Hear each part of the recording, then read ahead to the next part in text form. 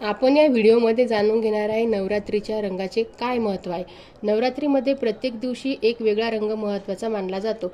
पहिल्या दिवशीचा रंग हा पांढरा मानला जातो। पांढरा रंग शांती, पावित्र्य आणि नव्या सुरुवातीचे प्रतीक आहे। पांढऱ्या रंगाची काय कथा आहे आपण हे जाणून घेऊया। नवरात्रीच्या पहिल्या दिवशी माता शैलपुत्रीची पूजा केली जाते। मातांचा जन्म हिमालय राजाच्या घरी झाला म्हणून त्यांना शैलपुत्री असे म्हणतात। त्या नंदीवर आरूढ आहेत आणि त्यांच्या हाती त्रिशूळ व कमळ आहे। पांढरा रंग मातांच्या पवित्र्याचा आणि देवी शक्तीचे प्रतीक आहे। या दिवशी पांढऱ्या रंगाचे वस्त्र परिधान केल्याने मनाला शांती मिळते आणि भक्ताच्या अंतःकरणात श्रद्धा व विनम्रता वाढते। पांढऱ्या रंगाने काय फळ प्राप्त होते? पांढऱ्या रंगाचे वस्त्र परिधान करून शैलपुत्री मातांची पूजा केल्यास जीवनात नवी सुरुवात होते। मनातील अस्वस्थता दूर होते। शरीर व मन दोन्ही शुद्धतेचा अनुभव घेतात। भक्तांच्या जीवनात स्थैर्य आणि शक्ती वाढते।